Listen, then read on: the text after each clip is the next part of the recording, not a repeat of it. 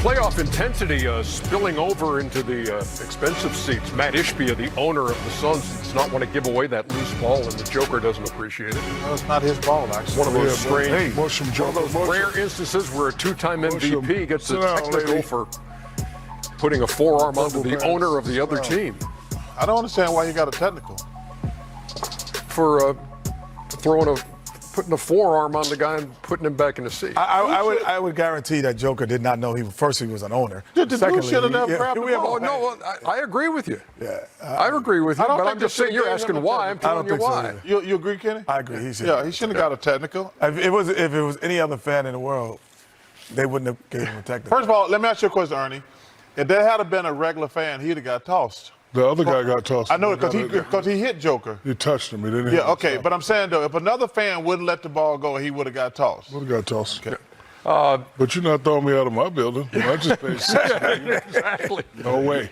By the way, this is the American Hey, Report. a lot of stuff come with that million, except the ball don't. Here is your look at the American Express teammates. And it's all about stars this time of year, so let's look at what the stars have done so far in this one. Joker going for 24, 9 of 13. Wow. Only has 1 rebound and 3 assists. Jamal Murray's got 13, while KD and Devin Booker combining for 40 for the Phoenix Suns, playing at a faster pace these days. Jet? Yes, much faster pace, Ernie. Oh, come on, Ernie. Oh, too late, Ernie. Too late, Ernie. That much. Oh, no, wasn't that much. I'm back. I'm back. Hey, I am back. Just a second. I'm back. I'm back. I'll take that. I'm back. I'm back. take that, Shaq, Pete. Shaq, I'm back. I know. I was with you. Hey, are you really bragging you beat a 65-year-old white 66. 66. You beat a 66-year-old white I lost the last time, okay? That's right, I'm bragging. Anytime you win. But we talk about pace, Ernie tried to have some. That's the difference between Chris Paul and Payne. Because, yes, no way is he a better player than Chris Paul. But in this moment, getting the ball from free throw line to free throw line enables guys who typically wasn't scoring earlier to get baskets. But what does that do? It now allows everyone to run faster. Kevin Durant frees it here. Typically would have hold it, get it back to Chris, then walk it up. Now he pitches ahead. We're in the mix again. And now you drop off, he hits a shot. So this guy's not a star, but he's a star in his role. And what does that do? Then now Devin Booker becomes a primary ball handler. Free throw line to free throw line. You got to be the best in the world. Again, Devin Booker, free throw line to free throw line. I'm trying to make it happen. But, man, I feel good today. I feel good today. As I pointed out in the pregame show, Phoenix last in fast break points in the regular season, first in the playoffs, and they lead 13-6 in that department at the half. That was a... I didn't slow up that time. No, you didn't. I ran through the tape. It is not often that you watch big men and hand out a bunch of compliments, but not every big man is Joker. Joker is the best center in the league. First of all, when you hear the title big man, it's not because you're tall, it's because of how you play. I can appreciate this, and I know you can't seal. That's right, stay in the middle of the lane. Yes, he has the ability to shoot the three and shoot that jumper, but you guys not going to double me, I'm going to seal. Here you go, 1, 2, 3, 4, 5, it don't matter. I'm going to seal, like Kenny said, you're too little. Oh, this is my favorite player here, that 5 cross. Get it, make high percentage moves. He's the best big man in the game because he truly plays like a real big man. You know, he don't always pick and pop and shoot jumpers. Yes, he has that ability, but right there, 4 or 5 dribbles. You heard it from the command of big men that Nikola Jokic is the best center in the game. You heard it from me. 24 and a half. This is a terrific basketball game. You agree, Chuck, with that? You know, it's between him and Joel. The only difference is he's more available. He plays like a big man. No, he plays like a big man. Yeah. But I would tell you something, man. It's something that's been bothering me. You know, Joel deserved the MVP, and Joker and Giannis, they were 1, 2, 3, whoever you voted. But there's one person, I don't even know this fool's name, didn't even have Joker in the top 5. Like, people like that shouldn't get a vote. You got to hope that it was just an oversight or some kind of a tabulation thing, and that guy wouldn't consciously say, no, he's not in the top 5. That's what I'm just, that would be my hope. I understand. For the last 6 months, we talked about Joker, Giannis, and Embiid. if you have a television or you actually watch basketball, if you don't think he should have been in the top 5, you don't deserve to vote. I mean, you could be like some of these fools we'd be letting vote for president out here. I'm hoping it was some type of a clerical error or some kind. There's got to be a good reason. Night, and it's in the Valley. Nuggets and Suns as we welcome you to TNT NBA Tip-Off, presented by CarMax. Studio J here in Atlanta. Ernie Johnson, Shaquille O'Neal, Kenny the Jet Smith, and Charles Barkley. Yes. Papa. Sixers. Big Pop. Big Pops, all the Sixers. What a game. Yeah, we'll get into that a little bit later, but it's good to be back with you all. We've had one of these rarities, 3 nights off in a row.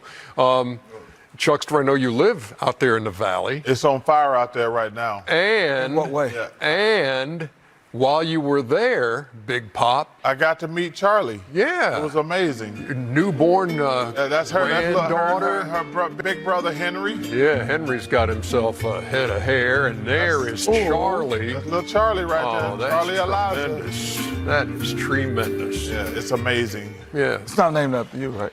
I hate him, man. I had 3 days worth of hanging out with neighbors and family and like kids and grandkids, able to take in a big-time soccer game this past Saturday. Look at that little cutie. With Amy. The Cubs, however, losing, although they don't keep score.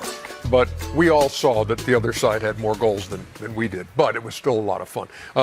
Any photos you guys want to share from the weekend? I got one of Kenny. Yeah. No, but we're not. I was at the Formula One. Were you really? First time at Formula One. HBK. Yep. Shaq and I were hanging out a lot together. Shaq and I was everywhere together, bro. That's my mate, right-hand man right there. I'm going to do you a big favor, Kenny. You going to show TMZ? I'm going to do you a big favor. TMZ ain't never wrong. No, I'm going to do you a big favor. We're going to go to CarMax one-on-one. There we go. CarMax one-on-one as we take a look My back main man, Shaq. at Then they caught you at Prime. Game It wasn't 3. Booker, 47 on 20 out of 25. Booker and Durant scored or assisted on all but 15 of the Phoenix points. And there was a 14-0 bridge from the third to the fourth quarter that told the tale. And, hey, the Phoenix bench contributing 22-20. They outscored the Denver bench. Now, after watching Devin Booker scorch the Nuggets for those 47 points and shooting 80%, Michael Malone described Denver's defensive effort against him as unacceptable. You know what else is unacceptable? The notion of starting our preview of Game 4 without the sideline expertise of Stephanie Horn-Ready. She is standing by in Phoenix. Good evening, Steph. Good evening, Ernie. You have impeccable timing. Seconds ago, there was a drum right here to my left. Very, very loud. So thank you for your awesome introduction and lead in. All right, let's talk about this series. Michael Malone, the head coach for the Nuggets, was very concerned about their defensive overall effort. He had a really funny line. He talked about how they did not play great defense on Devin Booker. He said they were wearing white jerseys, the Nuggets were. He said, I don't think he had any white paint on him. I don't think we touched him. The problem was he had 18 points very early. He said it's really hard to put a fire out once it gets going.